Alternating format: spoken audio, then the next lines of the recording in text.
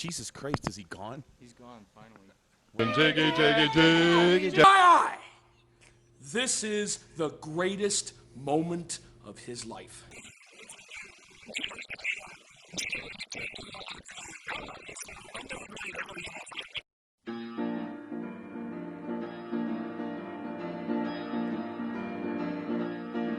The Jiggy Jaguar, the Jiggy Jaguar, the Jiggy Jaguar show.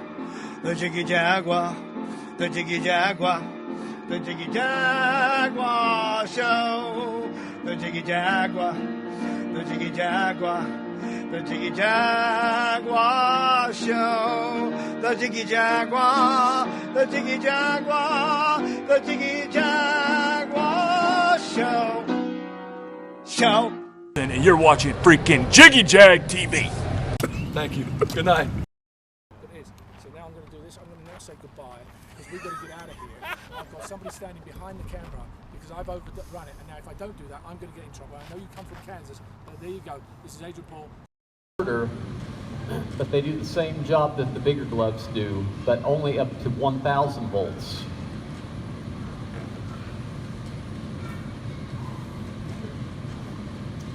And the clothing that the guys wear while they're on the job is a special fire retardant clothing to protect them in case there's a fire or something up on the line. And we'll see that fire here in a little bit. Well, what we have behind us is what we call an electrical distribution system. And it's not unlike anything that's out in your communities or on your farms. We have everything that it takes to transport electricity from, let's say, a power plant to your house. So we have wires. So we've got a little experiment set up here to show you the difference between those two types of breakers. Chris has a lamp right here, and he's taken the cord to that lamp and he's thrown it into that bucket of water. Not something that we'd want to do at home. And then he's got another cord that's plugged into the regular house circuit breaker, and he's going to put that into that bucket of water. Let's see what happens. Well, the light bulb comes on. Is that a good thing or a bad thing? That's a bad thing, because if we think of it this way, that bucket of water could be our bathtub, and we could be sitting in our bathtub, and maybe an electric appliance like a radio or a hairdryer or something that was placed too close just fell in with us. The regular house circuit breaker is saying, I don't see a problem with this, I'm going to continue to supply electricity, and that's exactly what we've seen right there. Bad for us because we're in that bathtub. The other type of circuit breaker, the ground fault circuit interrupt breaker, we're going to do the same exact thing. Watch the light bulb closely. You guys see the bulb light up? Try it again, Chris. No, you didn't see the bulb light up, but you heard that click. That was the breaker doing its job. It sensed that there was something wrong with that circuit, and it cut the electricity off just like that before it got to us. Ground fault circuit interrupts come in many different forms. The one on our trailer is a circuit breaker. They also make devices like this. If you're outside using an extension cord, running a drill or a hedge trimmer or something like that, the ground fault protection is built right into the extension cord. You've probably seen the plug-ins that have the two little buttons in the center of them. That's a ground fault plug-in. Ground fault circuit interrupts save a lot of lives every year. We need to use more of them. Like in our kitchens, in our bathrooms, anywhere where there's electricity and water close to one another, we want to have some sort of ground fault protection. What are the two main components that make up an electrical distribution system?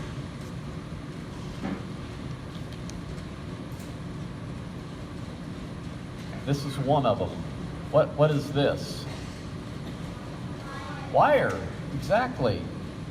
We also refer to this as a conductor.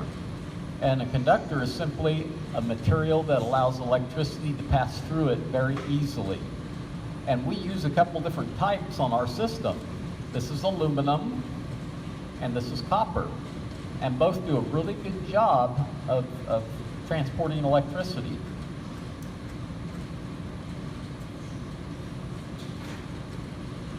This is the other component. Anybody know what these are called? They're called insulators. And they do the exact opposite of our wire, of our conductor. They're made out of a material that blocks or inhibits the flow of electricity. So electricity can't pass through these very easily, if at all. And once again, we have a couple different types. This is a glass or ceramic insulator. And you'll probably see more of these out on power lines than any other type of insulator, because they do a really good job. But if I were to drop it on this floor, it would break. So that they are fragile. This is a plastic or composite type insulator. It does the same job as this. It's a lot lighter than the glass one. And you know, I can drop it and it's just fine. It's still good to go. So they are pretty tough.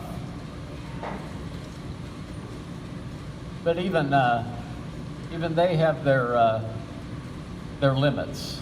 What do you suppose happened to this insulator?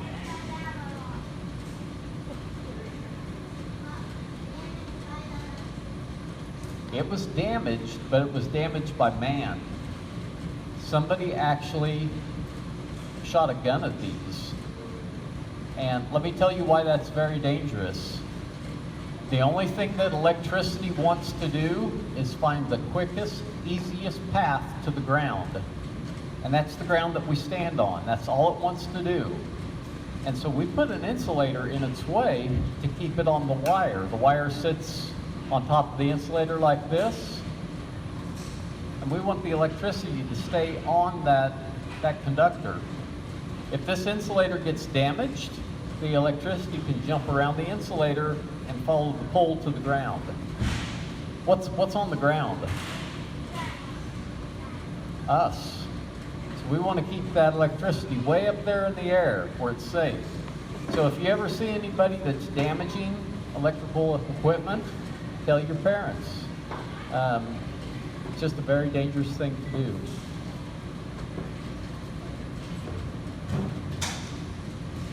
So we talked about conductors and we talked about insulators. Now we've got a little experiment. The guys here have dropped a fuse out up there, so they've made an open circuit. Electricity can't excuse me. Electricity can't pass through it right now. But we're gonna take some common everyday objects and we're gonna put it up there in place of that fuse. And you guys have to tell me whether you think that object is a conductor or if it's an insulator. The first thing that Chris has here is a piece of wood, a wood broom handle. Will wood conduct electricity? Let's check it out. If that light bulb lights up, it means that it's a conductor. A piece of wood normally is a very good insulator if that piece of wood is perfectly dry, if it's free of oil and residue, it can be an insulator. The sticks that they're using, that yellow stick, is made out of fiberglass. Back before fiberglass, they used, their sticks were made out of wood. They had to keep them very dry and they had to keep them very clean, and they worked just fine. But, you know, if wood is wet, if it's oily, if it's dirty, it can conduct electricity. So, with that being said, would a tree conduct electricity? Absolutely. So that's something to look out for. If the power lines are touching the trees and you want to climb that tree, it may not be a good idea.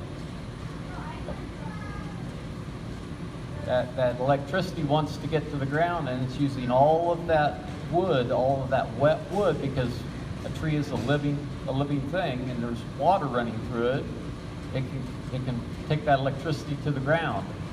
And if we're in the wrong spot, it can go through us as well. So we've got a piece of plastic pipe. Will plastic conduct electricity? Let's check it out.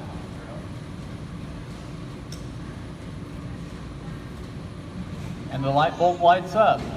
Once again, plastic normally is a good insulator, which means that electricity is not going to go through it.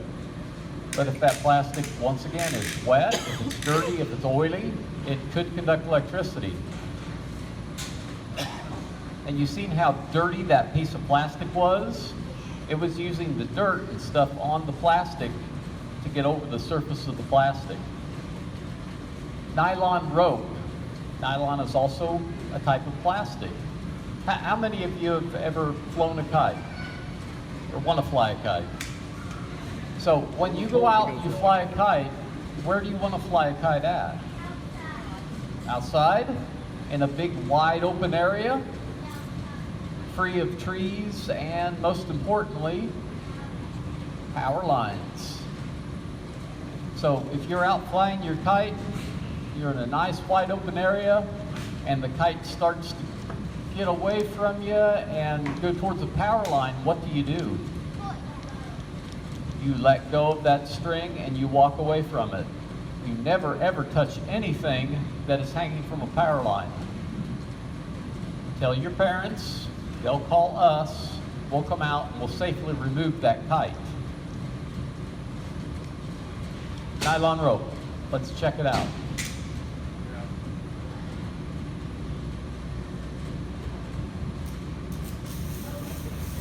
Once again, wet, oily, dirty, it can conduct electricity. Rubber tarp strap, what are their gloves made out of? Is rubber going to conduct electricity? It shouldn't. Let's check it out though.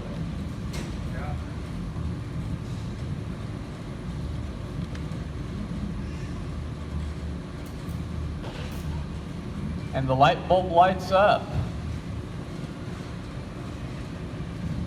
I kind of tricked you. What are the gloves made out of? It's a special insulative rubber. But that tarp strap, before we started using it, we laid it out in the sun for several months. And so when rubber sits out in the elements, if you rub your hand across like an old car tire or something, you'll get a black smudge on your hand. It's using that residue to get over the surface of that rubber. That is a piece of a car tire. It will conduct electricity. What is the main reason? Because inside of that tire are little bits of steel that's holding that tire together to keep its shape. They're called steel belts. And so steel is going to conduct electricity. Well, Chris is going to show us that it does. And then Chris is going to show us what it looks like between the phase and the neutral. It's going to be very bright and a little loud, so be prepared.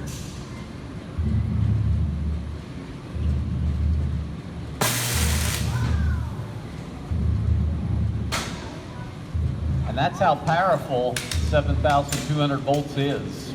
That's very powerful, wasn't it?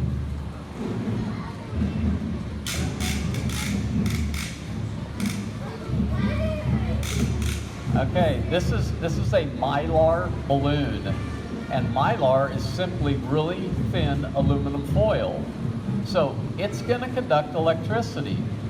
Most of the time these are full of helium, so they're lighter than air and they'll float away. But that's not something that we want to do. We don't want to let these balloons go outside. Why is that? Because they could get caught in those power lines and they could knock power out to people's houses. Believe it or not, it happens a lot every year. And if they don't get caught on the way up, they float down into these big fenced off areas called electric substations. And they cause all sorts of damage in there. So these are made out of metal. They do conduct electricity. Chris is gonna show us.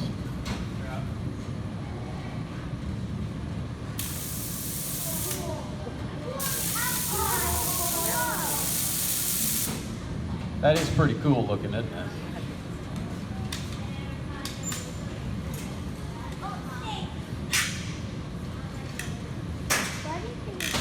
Okay, now we're going to do it between the phase and the neutral. You know what this means?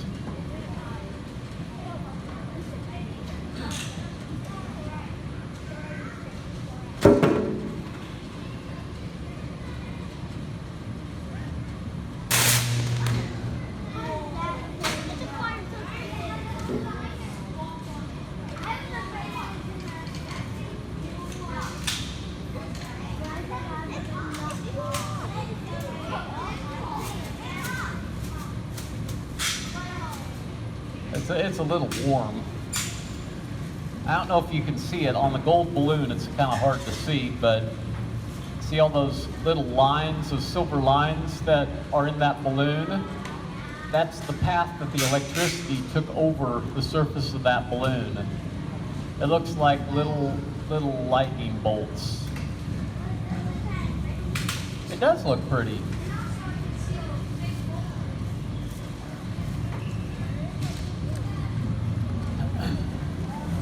Well, the next thing that we're going to talk about is a pretty serious subject. It's the effects of high voltage on the human body. As you can imagine, high voltage can have very devastating effects on our bodies. It can cause anywhere from severe burns, internal organ damage, and sometimes even death. If I were to make contact with a high voltage power line with my finger, the electricity would enter my body, making a small hole in my finger. It would then travel down my arm using the blood veins in my arm as a pathway.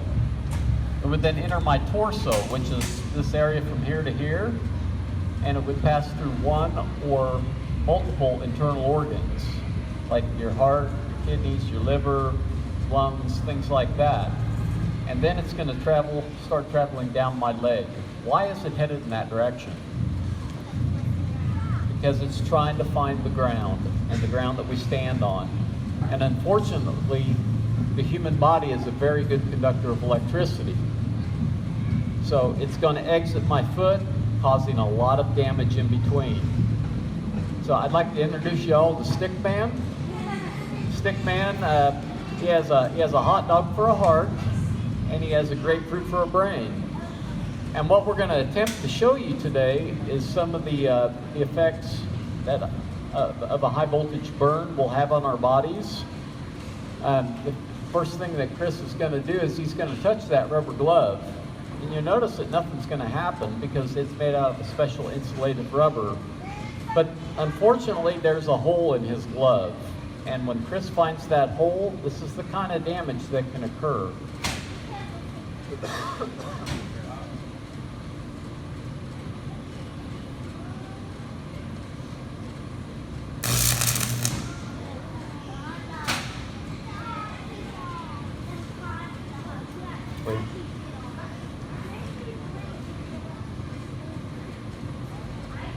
And I picked this up with a paper towel because even though it was less than a second, that hot dog is actually overcooked. That's the power that is running through those power lines.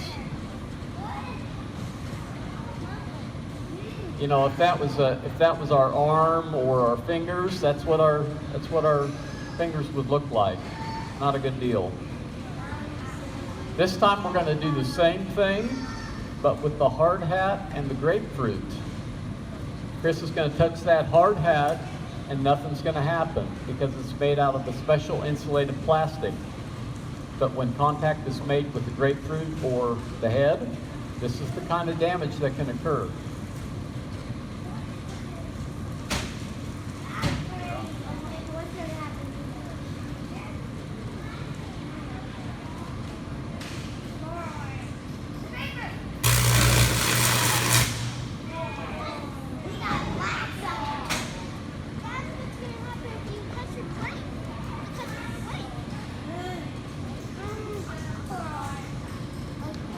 Okay. That's the damage on that grapefruit. You can see a little bit of smoke still coming out. But really, most of the grapefruit still looks pretty good, except for that one spot. But that's the deceiving thing about high voltage burns. They follow what we call an 80-20 rule. 20% of the damage happens on the outside of our bodies. 80% happens on the inside. So sometimes I can cut these open and you can really see the damage.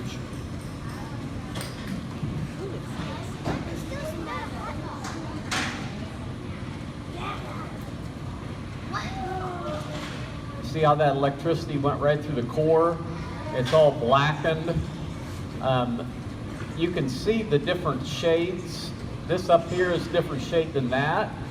All that tissue has been damaged. It's been burnt. That tissue will never heal. The only thing that you can do with that tissue is you have to get rid of it. You have to cut that out. And that's why if you ever meet anyone that was lucky enough to survive a high voltage accident, they may not be the same person they were before. You know, they may be missing something. You know, maybe a finger, maybe even an arm. High voltage electricity is very powerful, and we do this demonstration and tell you all these things to keep you aware of what's actually behind, you know, those lines, the kind of power that is there. You know, we don't mean to do it to scare anyone. It's just to inform you so that you're educated and kind of know what is back there.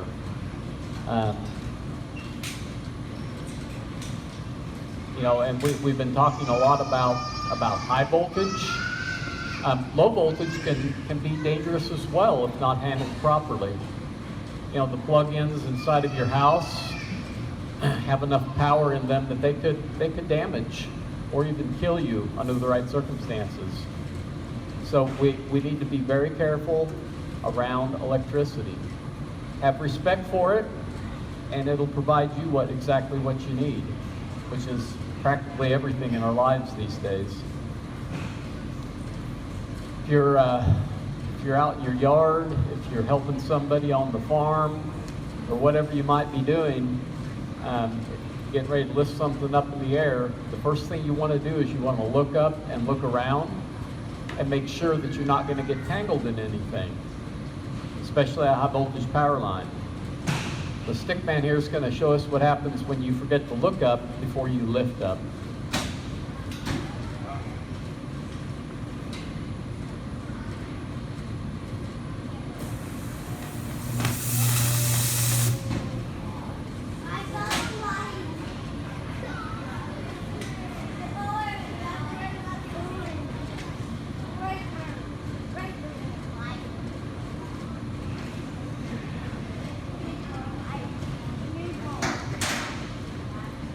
No.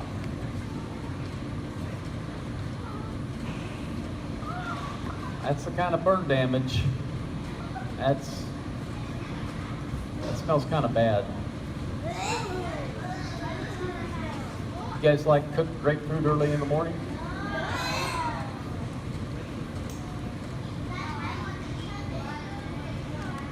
Now, electricity does a lot of amazing things in our lives. It keeps us cool. It keeps our food from spoiling. It provides us entertainment and light. But we simply have to have respect for it. And that's really all that we're trying to do with this demo, is to keep you safe at your homes and on your jobs, and make you aware of the kind of power that is back there. At this time, does anybody have any questions?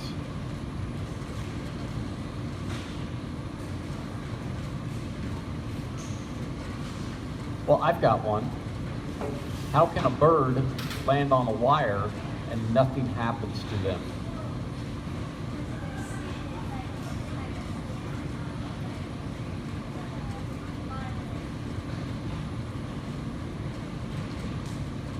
Almost, but not quite.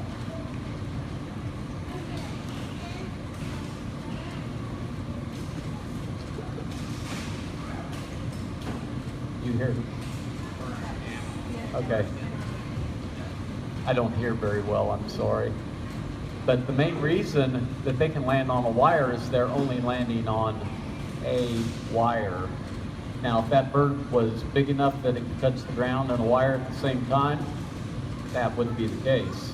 Or if they could touch two wires at the same time, that wouldn't be the case. Or if they were to touch the pole and a wire at the same time, they wouldn't be so lucky. So the saying a bird on a wire means that they are not grounded. They don't have a connection to that ground. So they can land on those wires and be just fine. We can't do that. First, we don't fly. It'd be kind of hard to get up to the power line. But we're pretty big, so we could possibly touch two wires at once. So.